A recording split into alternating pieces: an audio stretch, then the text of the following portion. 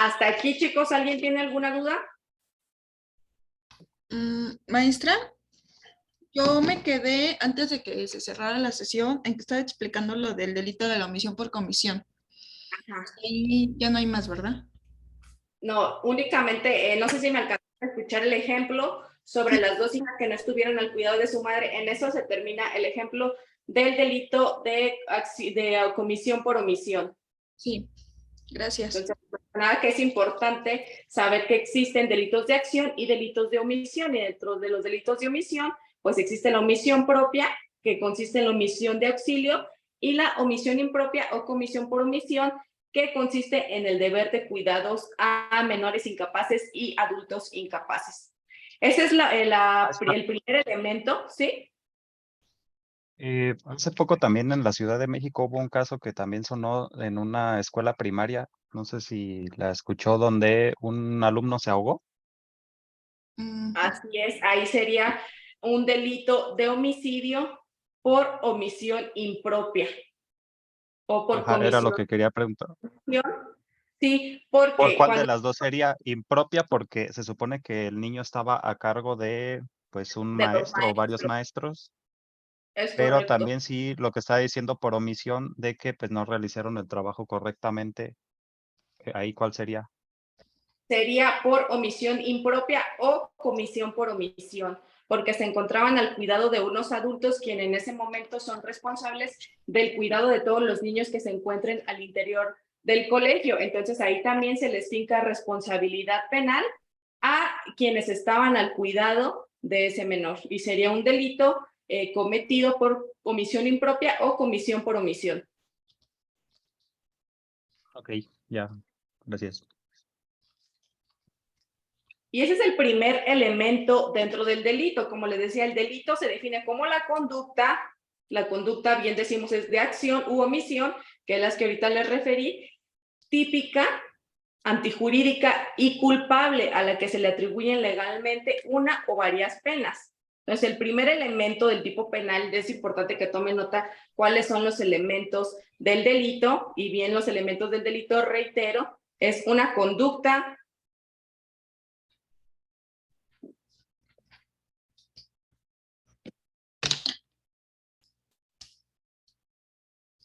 típica, antijurídica, ¿Conducta? ¿Cómo? es Perdón. los elementos del tipo penal se definen como la conducta. Dentro de la conducta les refería que hay delitos por acción u omisión.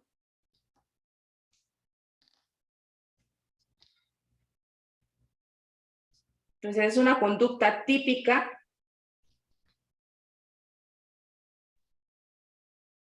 antijurídica y culpable, a la que se le atribuyen legalmente una o varias penas. Bien, ya les referí ejemplos de lo que se refiere a la conducta típica. ¿Qué quiere decir típica? Típica se refiere a que encuadrar ese hecho dentro de un tipo penal.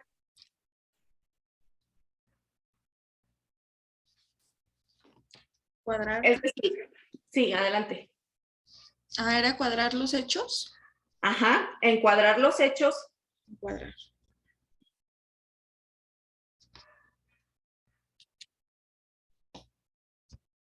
a un tipo penal.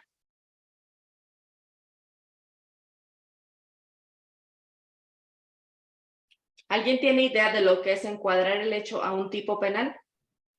Que quede todos esos elementos, como dice la palabra, encuadren en algún artículo del Código Penal, que se Así es. cumplan todos los requisitos, por así decirlo, del delito. 50 y 50, tienes la razón, Iris, porque aquí no sería como los elementos, ya que todos esos elementos serían jurídica y culpable, y aquí únicamente dentro de lo de típico sería encuadrar los hechos a un tipo penal. Es decir, yo sé, se refiere apoderamiento al que tome sin permiso del dueño una cosa u objeto. ¿qué tipo penal sería ese? Es un hecho, pero hay que encuadrar ese hecho a un tipo penal. Sería a robo, ¿no?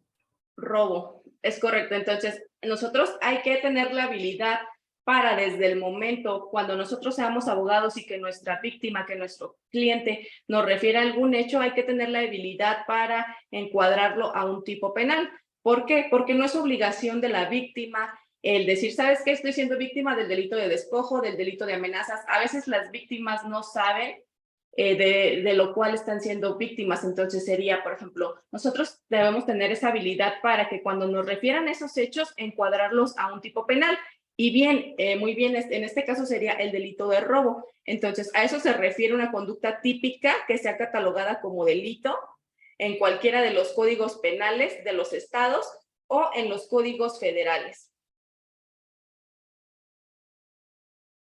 También nos dice dentro de los elementos del delito antijurídica. ¿Qué quiere decir antijurídica?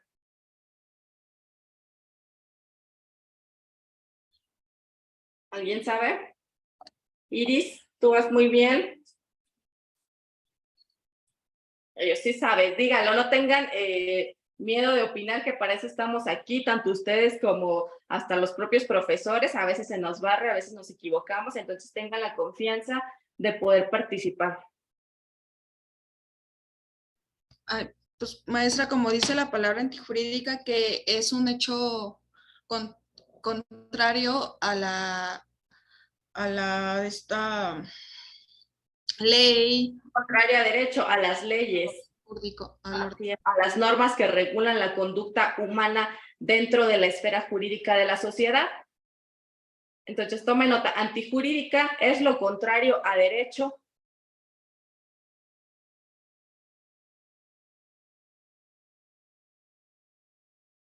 Y a lo que se establece en las normas jurídicas dentro de la sociedad.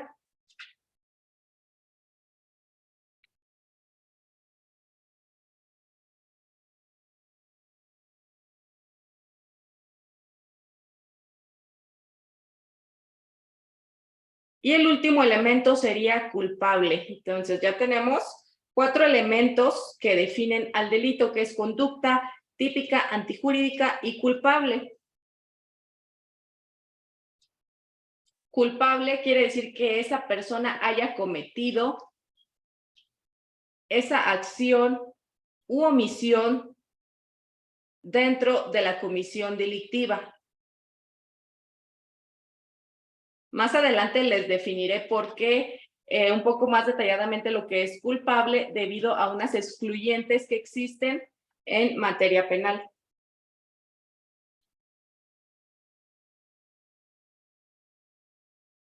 También el derecho penal nos refiere que los delitos pueden ser instantáneos, permanentes o continuados.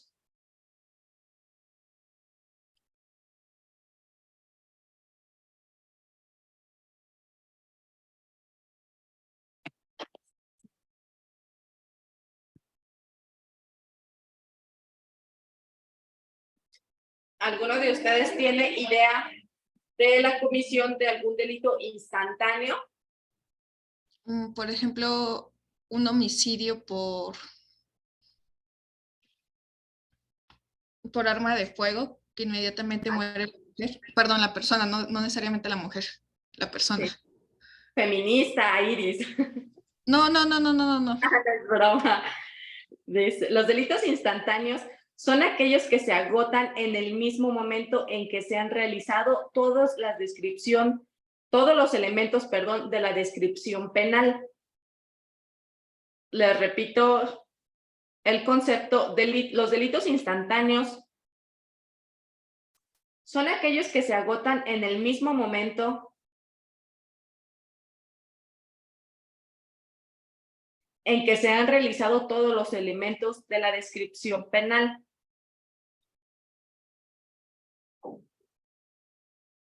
Un ejemplo, si bien es cierto, sería el que mencionó la compañera Iris, un homicidio, es decir, si yo acciono un arma de fuego en contra de otra persona, pues sabemos que el resultado es un delito cometido instantáneamente.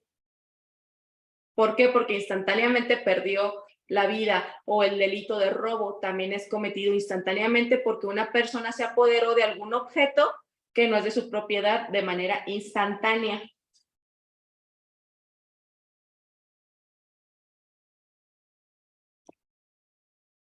¿Algún otro delito instantáneo que alguien quisiera referir un ejemplo?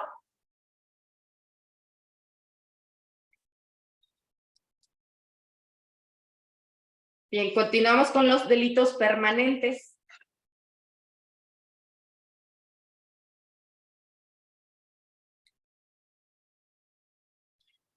¿Alguno de ustedes sabe lo que es un delito consumado de manera permanente?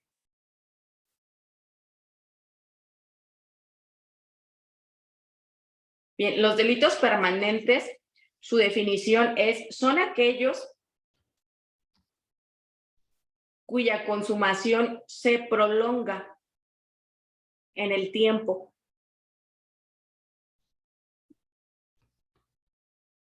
Delitos permanentes son aquellos cuya consumación se prolonga, en el tiempo. Y un ejemplo respecto a este delito sería el abandono de incapaces. Es decir, si yo abandono... alimenticia y eso. Así es. Pensión alimenticia sería un delito cometido permanentemente. Y además es importante referirles que este delito no prescribe, sino quizá alguno de los padres o madres quien realice este abandono de incapaces puede decir, no, pues mi hijo ya cumplió la mayoría de edad, ya no estoy obligado a brindarle alimentos. Es mentira. ¿Por qué? Porque se le puede demandar y tiene que pagar el retroactivo, es decir, todos los años que no cumplió con la manutención de sus hijos. Entonces sería un ejemplo, muy bien, Ali, dentro de un delito permanente.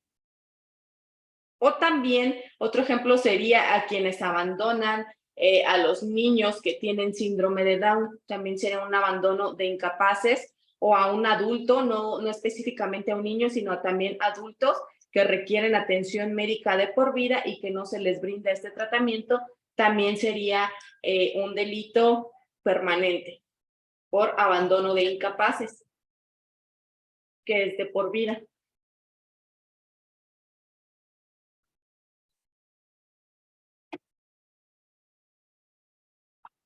Y por último, los delitos continuados.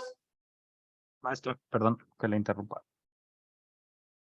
Un delito así de los permanentes es, por ejemplo, por, ¿cómo se llama? Por daño a la persona. Por ejemplo, atropellas a alguien y queda, no sé, paralítico, con alguna discapacidad. Se tiene que pagar, pues, Se constantemente. tiene que pagar una indemnización, ya sea, por ejemplo, pueden llegar a un acuerdo reparatorio y si la víctima acepta en donde la persona quien cometió ese delito le dice, ¿sabes qué? Dentro de este acuerdo reparatorio te ofrezco 3 millones de pesos de por vida, 2 millones de pesos, hasta 100,000 pesos, y si la víctima acepta, también, pero si no, también sería un delito permanente, que permanentemente tiene que estar aportando para su subsistencia, para sus medicamentos, para sus rehabilitaciones, etcétera. Entonces, muy bien, y me da gusto que vayamos en la misma sintonía, que podamos ir comprendiendo de lo que se tratan esta subdivisión de delitos instantáneos, permanentes o continuados.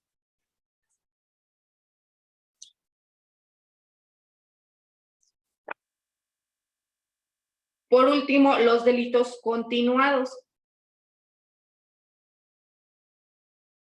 Y su definición nos dice que los delitos continuados son aquellos que se cometen con un mismo propósito delictivo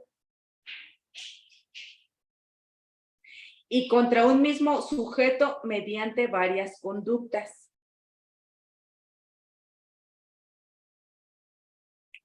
Repito, los delitos continuados son aquellos que se cometen con un mismo propósito delictivo y contra un mismo sujeto mediante varias conductas. Por ejemplo, ¿Alguien tiene idea de lo que es un delito continuado? Ok.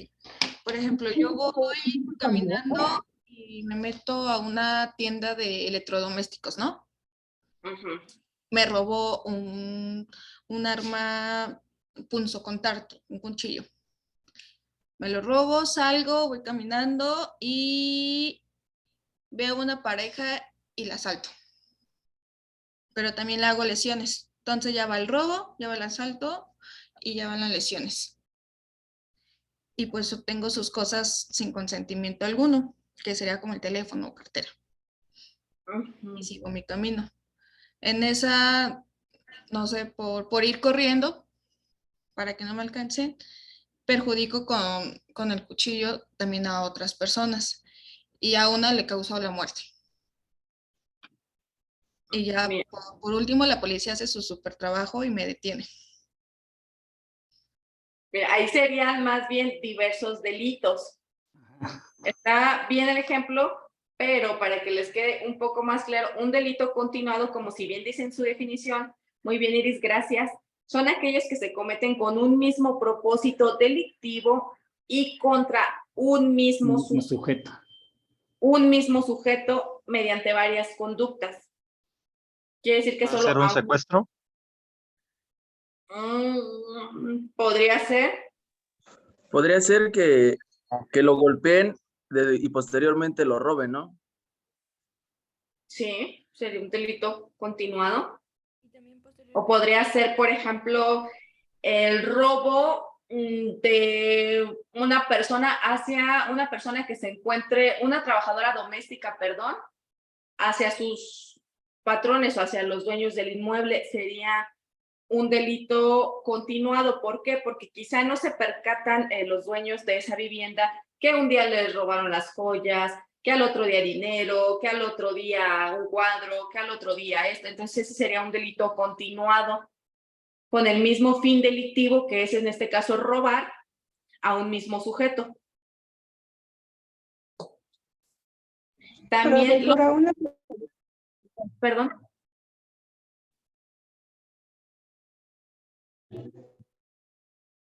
¿Alguien quería tomar la palabra? ¿No? Bueno. También el ejemplo del... ¿Sí? El acoso cibernético también sería como un delito continuado, porque Un es hacia la delito misma persona día tras día y eso. día tras día. Así es.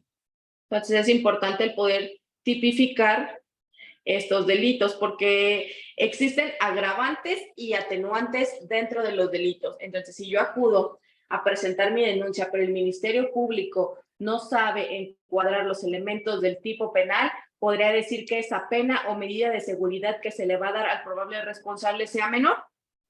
Entonces, nosotros como abogados, como futuros abogados, ¿qué queremos? La mayor satisfacción del cliente. Y podemos nosotros proponer a la gente del Ministerio Público lo determine como un delito continuado y no como un delito instantáneo. Y un delito continuado tiene mayor penalidad. Entonces, sí, también el ejemplo que puso el compañero Lee también es correcto. Dentro de un delito de secuestro se da un delito continuado. ¿Por qué? Porque es con un mismo propósito delictivo. Aquí, ¿cuál es el propósito del delito de secuestro? Obtener ya sea algún beneficio de alguna cosa o algún beneficio económico. Entonces se lleva a cabo y se encuadra dentro de un delito continuado. ¿Por qué? Porque es día con día mediante los días que lo tienen en cautiverio a un mismo sujeto y con un mismo propósito de obtener algún lucro económico o algún beneficio. Entonces también entra dentro del catálogo de delitos continuados. Y bien, reitero, los delitos pueden ser instantáneos, permanentes y continuados. La comisión o el desarrollo dentro de estos delitos, de estos tres tipos, puede ser de forma dolosa o culposa.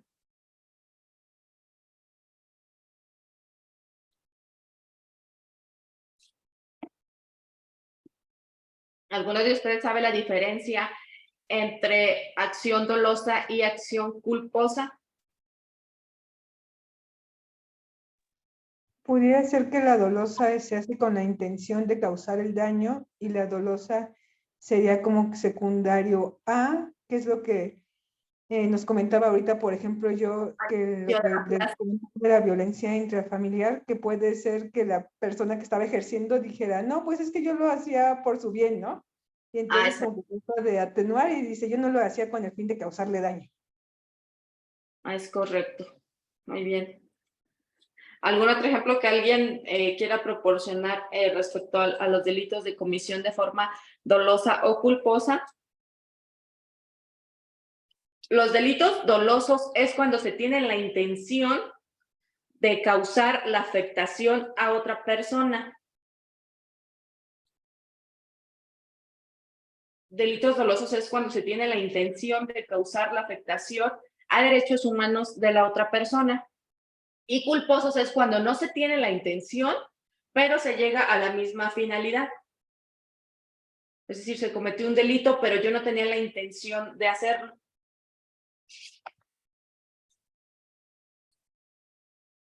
Y reitero el ejemplo de hechos de tránsito terrestre vehicular, en donde yo no tengo la intención de matar a una persona, pero por cualquier circunstancia ocurre un accidente y atropello y le causo la muerte a esa persona, la privo de su vida, sería un delito de acción culposa.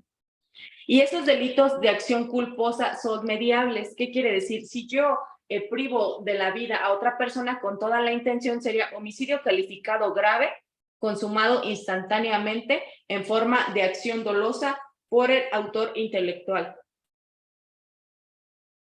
Y ustedes van a llegar a realizar esa clasificación jurídica en menos de 3 minutos. Si bien yo ahorita me podría presentar a audiencia y ya tengo mi clasificación jurídica y la penalidad. Ese es el objetivo que quiero lograr con ustedes al final del curso. Al final de las clases, creo que les voy a impartir Derecho Penal 1 y Derecho Penal 2. Tienen que tener esa facilidad de llevar la clasificación jurídica del hecho de una manera inmediata. Por eso ahorita les estoy refiriendo los elementos, los tipos, los requisitos que deben cumplir estos elementos del tipo penal, los delitos.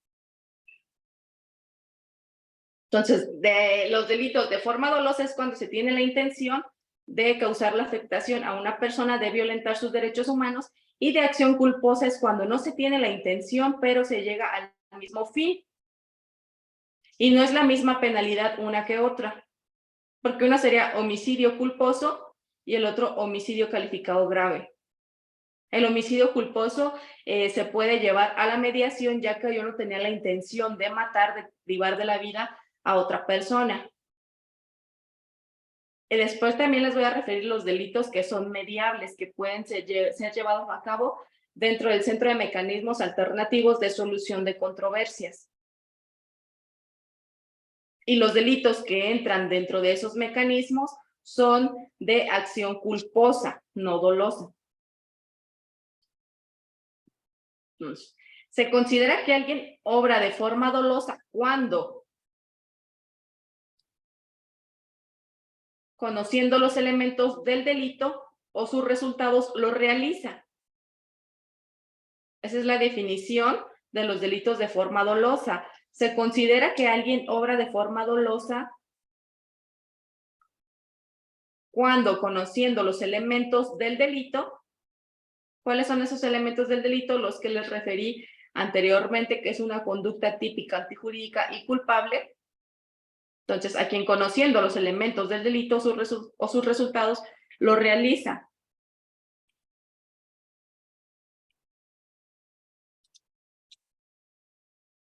Por ejemplo, una persona conoce que comete homicidio al privar de la vida a otra persona y, sabiéndolo, apunta con un arma de fuego a una persona, suena el alarma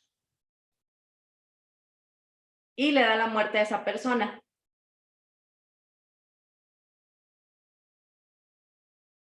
Entonces, esos son los delitos realizados de forma dolosa. Y los delitos realizados de forma culposa, quien comete, su definición es quien comete un delito que no previó o bien que siendo previsible, confió que no se produciría.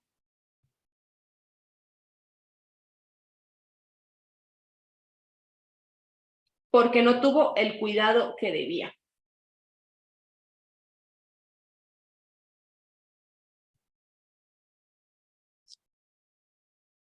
Por ejemplo, una persona que comete homicidio por tener en sus manos un arma de fuego, se la muestra a otra persona y de forma accidental acciona el gatillo dando muerte a esa persona. Ese sería un homicidio de forma culposa, porque no tenía la intención de matar. Pero aún y cuando no tenía la intención, se considera y se tipifica como delito.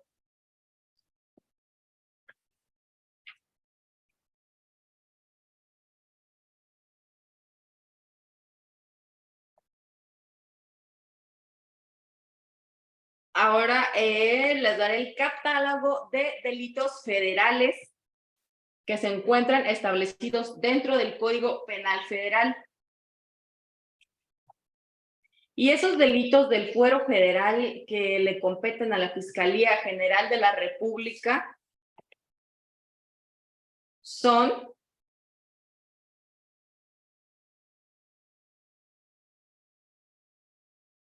el ataque a las vías de comunicación,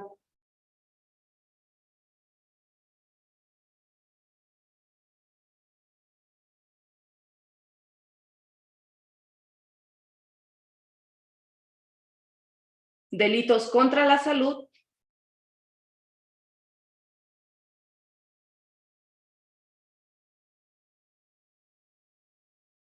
trata de personas,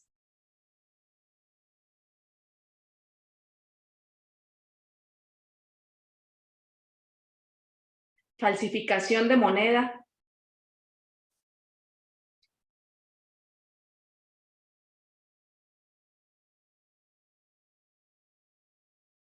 delitos contra el medio ambiente,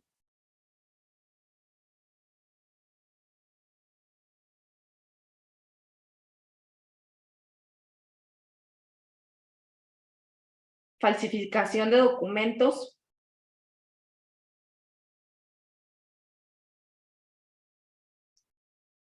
delitos contra la propiedad intelectual,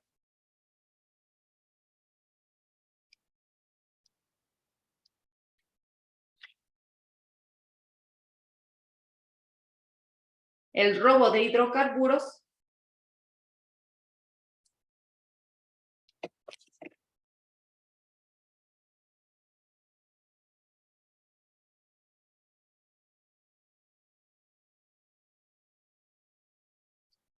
delitos relacionados con armas de fuego,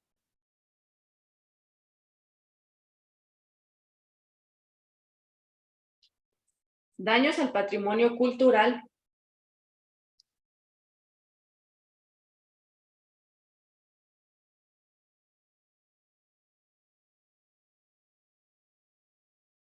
y los delitos de narcóticos.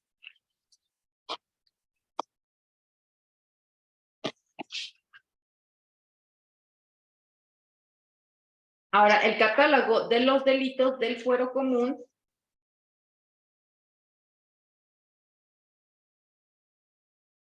para la próxima clase es importante que cada uno de nosotros, por ejemplo, los que son del Estado de México, tengan su código penal del Estado de México o de la Ciudad de México o del estado en donde se encuentren tomando las clases. En el caso de los que son de Michoacán, su código penal del Estado de Michoacán, para poder ir viendo delito por delito y si se sigue de manera oficiosa o de querella. Los delitos del fuero común nos dice que las entidades federativas, a través de sus códigos penales,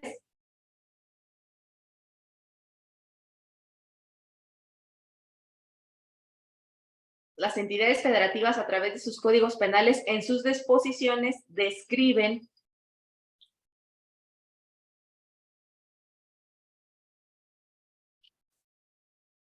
las conductas y omisiones constitutivas de delitos, ya que es importante señalarles que, por poner un ejemplo, si aquí en Michoacán el delito de robo es penalizado, quizá en el Estado de México no, o sea, no son los mismos delitos en todos los estados. Entonces, por eso, para la próxima clase, les encargo de favor que tengan a la mano un código para ir viendo las diferencias y si los hechos se tipifican en algunos estados como delitos y en otros no. ¿Por qué? Porque nosotros el día de mañana que seamos abogados, no podemos únicamente litigar dentro del estado de Michoacán o dentro de la Ciudad de México, sino que hay que saber los tipos y penas de cada uno de los estados para poder litigar dentro de todos los estados de la República.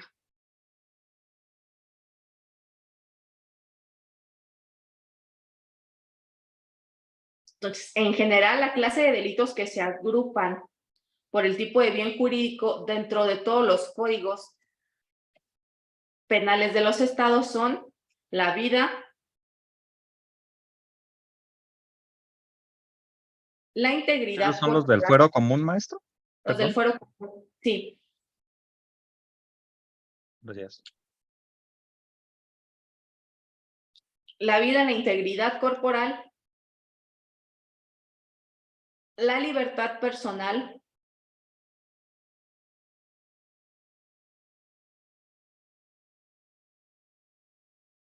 la libertad y la seguridad sexual,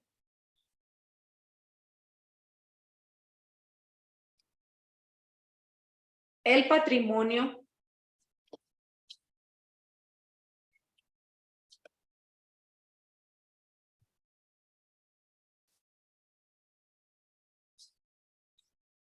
la familia,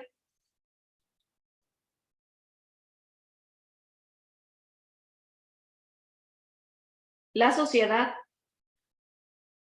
entre otros.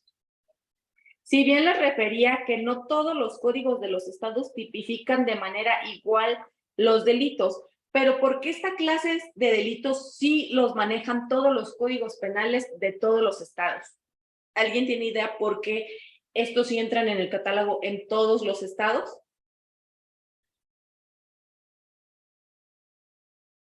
Estos delitos entran en el catálogo del Código Penal de todos los estados. ¿Por qué? Porque son derechos humanos fundamentales.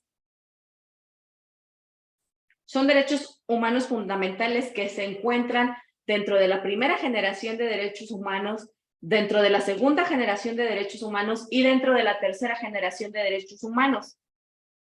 Por eso la importancia de que entren los derechos humanos dentro del derecho penal. Los derechos humanos de la primera generación son contemplados la vida, la integridad corporal y la libertad personal. Son derechos humanos de la primera generación. Y la seguridad sexual también entra dentro de los derechos humanos de la primera generación. Los derechos humanos que entran dentro del catálogo de la segunda generación de los derechos humanos que se encuentran consagrados en la Organización Mundial de las Naciones Unidas son el patrimonio, la familia y la sociedad, entre otros.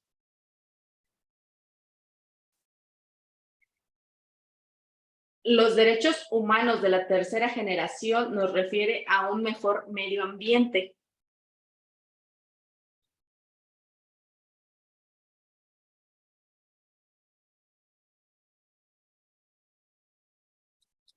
Y los derechos humanos de la cuarta generación son las TICs, TICS, que son las tecnologías de la información y comunicación.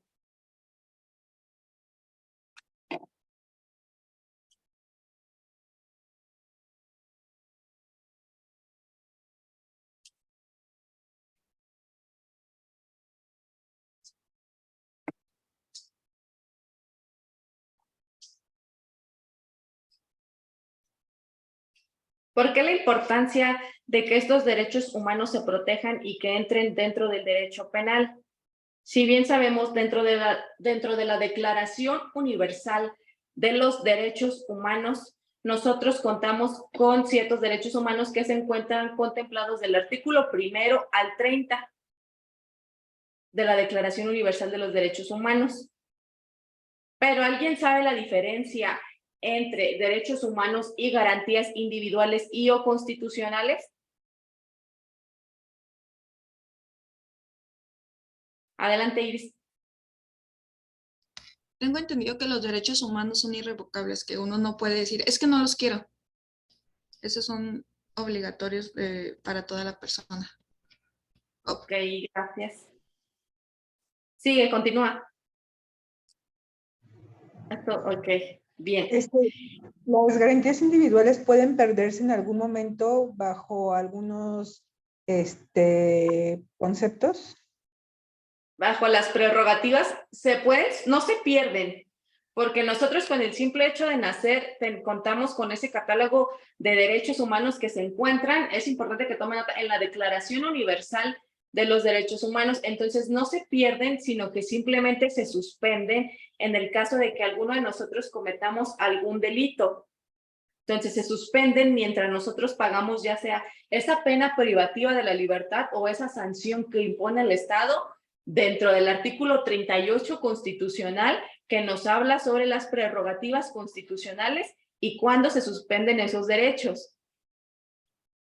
Pero bien, la diferencia entre derechos humanos y garantías individuales y o constitucionales es que los derechos humanos se encuentran consagrados del artículo 1 al 30 de la Declaración Universal de los Derechos Humanos, y las garantías individuales, ahora llamadas garantías constitucionales, porque ya se eliminó ese concepto de garantías individuales. Las garantías constitucionales son las que protegen los derechos humanos que nosotros tenemos. Entonces, esa es la diferencia entre derechos humanos y garantías constitucionales. Los derechos humanos se encuentran establecidos en la Declaración Universal de Derechos Humanos, y las garantías constitucionales se encuentran del artículo 1 al 29 de la Constitución Política de los Estados Unidos Mexicanos. Y las garantías constitucionales son las que protegen y amparan este catálogo de derechos que nosotros tenemos dentro de la Declaración Universal de Derechos Humanos. Por ejemplo, si nosotros sabemos que tenemos el derecho a la libertad y a la vida, pero ¿qué pasa si ese derecho es vulnerado? ¿Qué pasa si a nosotros nos privan de la vida? ¿Y qué pasa si a nosotros nos privan de la libertad como en un secuestro? ¿Qué garantía constitucional es la que protege ese derecho humano? El artículo 17 constitucional y el 16, que nos dice que nadie podrá ser molestado en su persona, domicilio y o cosas. Entonces, en la Declaración Universal de los Derechos Humanos tenemos qué derechos contamos. En las garantías constitucionales, ¿quiénes protegen nuestras garantías? Por ejemplo, en el artículo 22 constitucional nos habla sobre que nadie podrá ser torturado ni tratado cruelmente, son los delitos de tortura. Entonces, esas garantías constitucionales son las que protegen nuestros derechos humanos, y esa es la diferencia, porque siempre hay una cierta confusión entre derechos humanos y garantías constitucionales o individuales. No es lo mismo, existe una diferencia.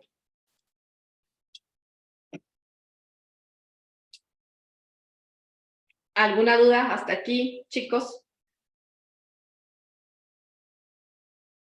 ¿Ninguna? Bien. Maestra, sí. Perdón, yo sí tengo una duda. Sí. Respecto a de los catálogos de los delitos. Ajá. Por ejemplo, el Código Penal Federal, pues tipifica los delitos de corrupción, pero también hay los códigos penales del Estado. Entonces, esos delitos que se encuentran en ambos fueros, ¿cómo se les llaman o catalogan? Mira, sería independientemente, por ejemplo, los que se encuentran dentro del Código Penal Federal sería contra servidores públicos que ejerzan a nivel federal, por ejemplo, el presidente de la República, por ejemplo, un funcionario de la Fiscalía General de la República, se le aplicará lo que dice el Código Penal Federal. Pero si en este caso yo cometo un delito de corrupción, pero yo me encuentro laborando para Fiscalía General del Estado, entonces en mi caso, en el caso concreto, aplicaría el Código del Fuero Común. Sí, maestra, pero lo que yo quería preguntar, eso sí lo tengo entendido, dependiendo en el nivel de gobierno en donde se cometa el delito, porque es decir, si yo lo cometo en el estado de Michoacán, No me pueden juzgar por el delito del Estado de México, del Estado de Cuernavaca, de Nuevo León, etcétera, etcétera. A ver, más bien si me puede... Ajá. Eso sí lo tengo muy claro. Y si eres servidor público federal y lo cometas en cualquier estado que lo cometas, es el Código Penal Federal. Código Penal Federal. Mi Así. pregunta es, nos dio usted unos catálogos de delitos federales. Ajá. Van 11. Y en el otro nos dio un catálogo de fuero común, que pues como nos dijo, nos expresó los bienes jurídicos que tienen en común todos. Pero en este caso, los hechos de corrupción, independientemente que tengas el nivel de gobierno, hay otro tercer catálogo de todos esos delitos que se tipifican en ambos fueros. No hay otro catálogo más que los delitos del fuero federal y delitos del fuero común. Sí, porque yo pensé la verdad que cuando dio el catálogo de delitos federales, la verdad me imaginé que iba a comentar, no sé, como tipo de administración pública o administración de justicia o los hechos de corrupción. No, claro, sí, pero serían en clases más adelante. Ahorita nada más les estoy dando un antecedente para que vayamos conociendo y por eso les encargaba que cada uno de ustedes en la próxima clase tuviera el Código Penal del Estado y también el Código Federal Penal para nosotros ir viendo delito por delito cuál es su pena, cuál es su medida de seguridad y cómo se sancionan. Entonces, sí, claro que más adelante podremos ver detalladamente cada uno de los delitos, ya sea del fuero federal y del fuero común. Pero para eso aún tenemos tiempo, es la primera clase y al parecer yo les voy a dar derecho penal 1 y derecho penal 2. Ok, gracias, maestra. Sí, a sus órdenes. Bien, entonces continúo con el catálogo de delitos del fuero común.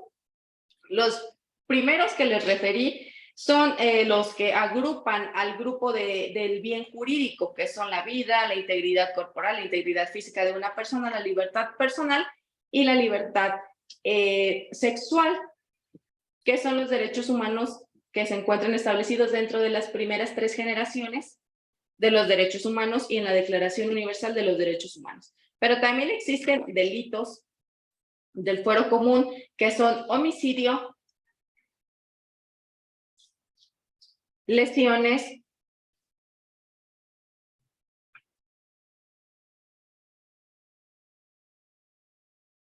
feminicidio, aborto,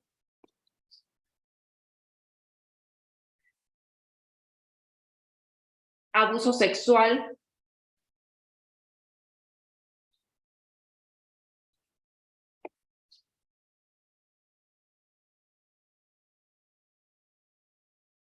tráfico de menores,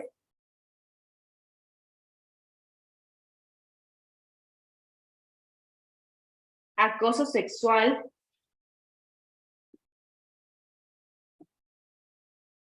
violación,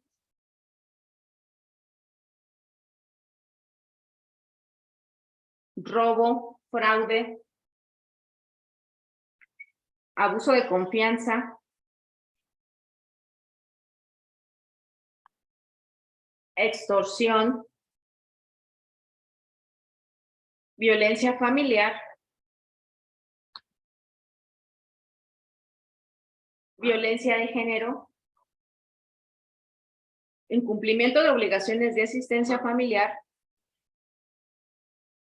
corrupción de menores y falsificación. Estos delitos del fuero común, sus respectivas denuncias deben ser presentadas ante la Fiscalía General de los Estados, que creo que va de la mano con la pregunta que me hacía la compañera. Y los del fuero federal, como si bien su nombre lo dice, deben ser presentadas sus denuncias en la Fiscalía General de la República, que es a nivel federal, y los delitos del fuero común en las Fiscalías Generales de los Estados.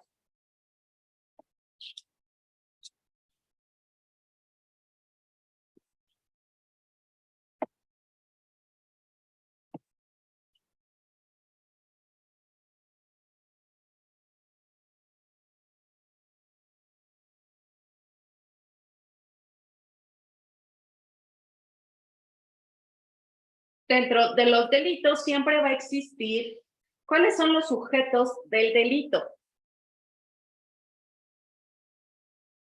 Siempre va a existir un sujeto activo. Perdón, Iris, ¿querías participar? Perdón, que nada más que era el activo y el pasivo. Así es. ¿Cuáles son los sujetos del delito? Es el sujeto activo y el sujeto pasivo. Es regla. Para que exista un delito, para que se configure un delito, debe existir un sujeto activo, que es quien comete el delito, y un sujeto pasivo, quien es quien recibe la afectación de este delito. La definición de sujeto activo nos dice que es la persona que realiza la conducta considerada como delito. Sujeto activo, repito, es la persona que realiza la conducta considerada como delito. Por ejemplo, en un delito de secuestro, quien priva de la libertad a otra persona. Entonces, quien hace, como coloquialmente se conoce, el levantón, es el sujeto activo, quien es el que está cometiendo el delito de secuestro, denominado secuestrador y denominado también autor material de la comisión delictiva.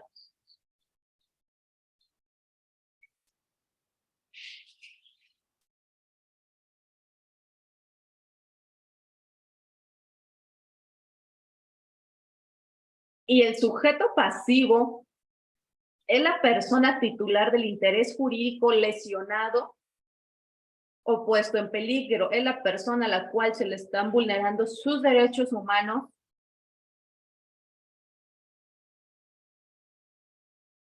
Repito, sujeto pasivo es la persona titular del interés jurídico lesionado o puesto en peligro, que también se le conoce con el nombre de víctima u ofendido.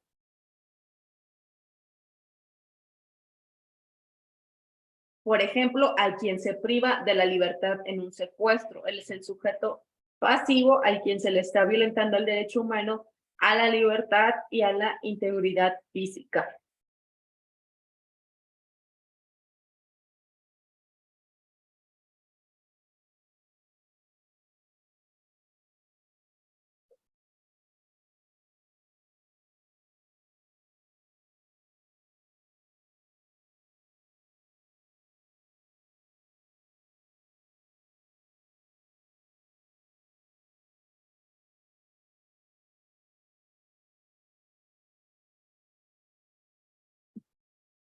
Continuamos con la responsabilidad penal.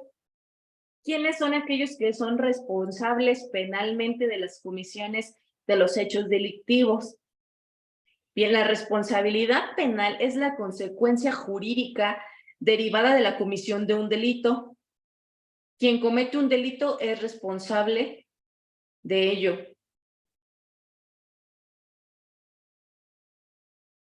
Y se consideran autores o partícipes del delito.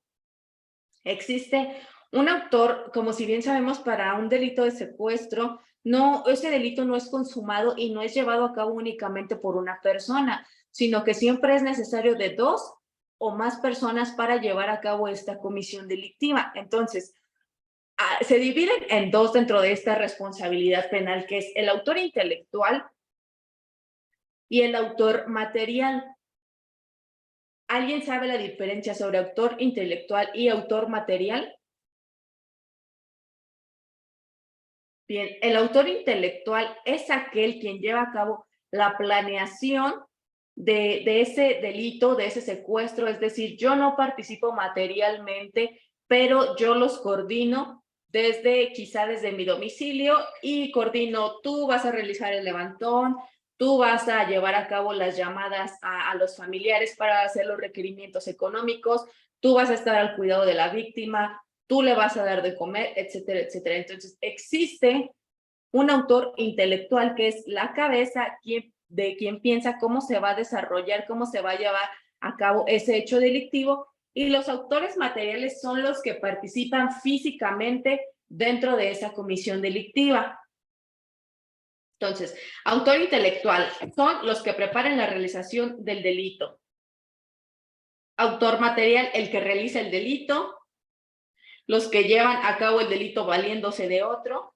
Los que determinan dolosamente a otro a cometerlo. Y los que dolosamente ayuden a otro para cometerlo. Etcétera, etcétera. Entonces, ¿hay alguna duda sobre el autor intelectual y autor material o alguien que quiera poner algún ejemplo?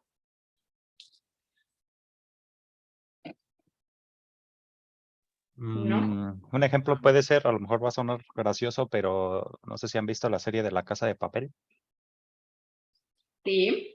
en Netflix, en donde el profesor es el actor intelectual de todo el robo al banco y pues los demás son los que hacen literalmente todo mientras él coordina desde fuera, pero él fue el que lo planeó.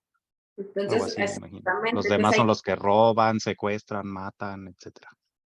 entonces, los demás son los autores materiales de este delito, los que actúan físicamente para el desarrollo de esta comisión delictiva en cualquiera que sean los delitos. Por ejemplo, yo les puse el ejemplo de un delito de secuestro. Aquí el compañero Ali pone el ejemplo dentro de un delito de robo. Entonces, ellos son quien tiene la responsabilidad penal, porque el autor intelectual podría decir, yo no participé, no, pero tú fuiste el autor intelectual de esta comisión delictiva. Y más adelante les platicaré, les enseñaré cómo podemos probar el grado de intervención y de participación de los autores intelectuales, porque quizás si ellos no se encontraban en el momento del hecho, en el momento en donde fue su detención, ¿cómo podemos vincularlo? ¿Cómo podemos relacionarlo a esta comisión delictiva? También es un tema muy interesante que más adelante vamos a ver.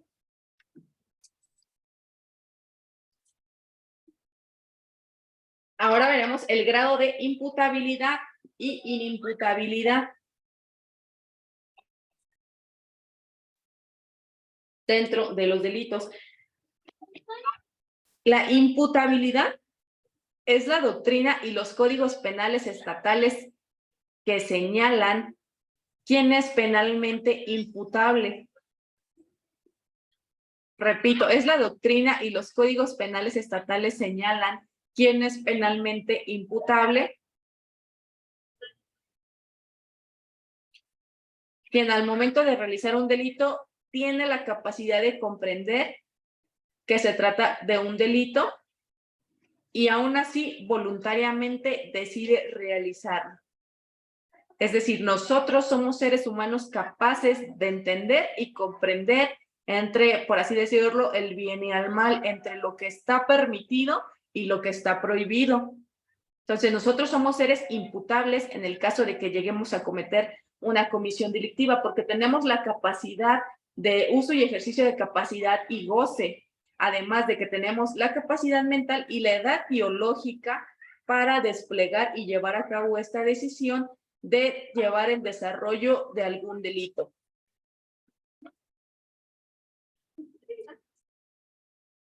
Es decir, no contamos con alguna serie de enfermedad mental, somos mayores de 18 años, reconocemos y sabemos que estamos incurriendo en un delito, en una falta administrativa, etcétera. Entonces, nosotros somos seres imputables. Es decir, que se nos pueden obtener sentencias y cargos penales. Y la inimputabilidad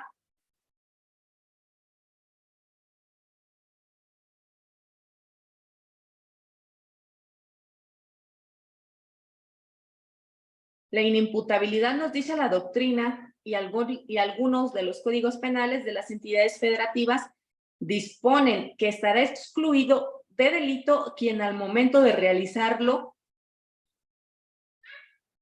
no tenga capacidad de comprender que se trata de un delito. Era lo que les mencionaba, un excluyente cuando inició la clase. Dentro de los elementos del tipo penal tiene que ser una conducta típica, antijurídica y culpable. Aquí entra lo de culpable dentro de la inimputabilidad, porque aunque esa persona haya cometido ese delito, puede ser inimputable. Entonces, la doctrina y alguno de los códigos penales de las entidades federativas nos dice que estará... ¿Sí me escuchan los demás? ¿Sí? Sí, sí se escucha, maestra. Es que Wendy por ahí nos dice que no me puede escuchar nada. ¿Alguien de Magíster que pudiera apoyar a Wendy, de favor? En su audio, parece que es tema de su internet.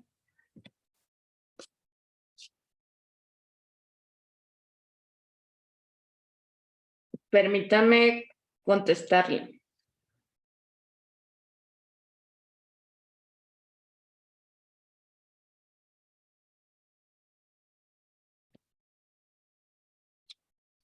Perdón, entonces, seguimos con la inimputabilidad. Nos dice que está excluido de delito quien al momento de realizarlo no tenga capacidad de comprender que se trata de un delito por padecer, trastorno mental o bien desarrollo intelectual retardado. Esa sería una persona inimputable que al momento de cometer el delito no tenga la capacidad mental para poder establecer si lo que estás haciendo está bien o mal. Pero para ello tiene que haber una serie de dictámenes en donde el juez determinará a través de pruebas y dictámenes periciales si efectivamente esta persona se encuentra en grado de inimputabilidad. Y en base a estas medidas, él podrá determinar su situación jurídica. Los grados de inimputabilidad lo podemos encontrar en el artículo 42 del Código Penal Federal y en el artículo 15 del mismo ordenamiento jurídico.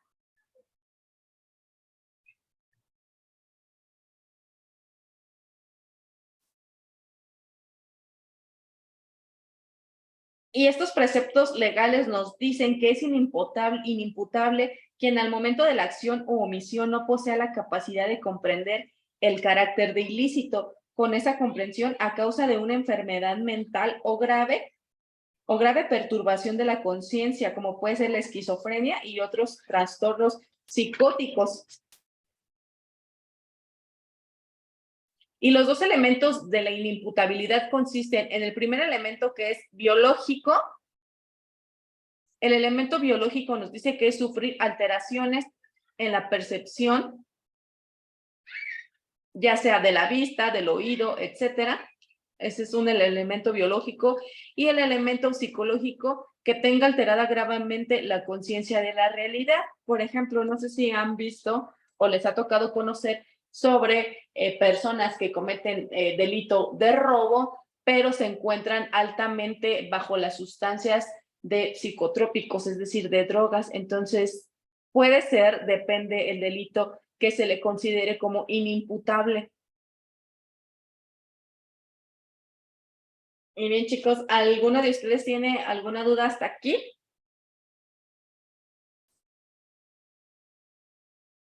No, maestra.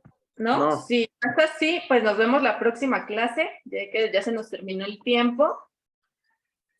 Y que tengan un bonito fin de semana.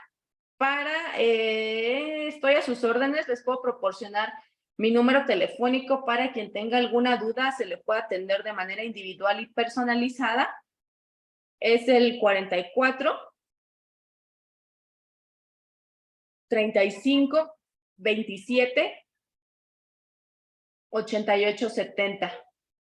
Estoy a sus órdenes. Si alguno de ustedes tiene alguna duda, algún comentario, etcétera, me lo pueden hacer saber. Gracias, chicos, y nos vemos la próxima clase. Que tengan bonito fin de semana. Maestra, ¿Sí? para confirmar su número, ¿es 44 35 27 88 70? Es correcto. Muchas gracias. Bonita Gracias. A sus órdenes. Bonito fin. Gracias. Maestra, igualmente. Bye, bye.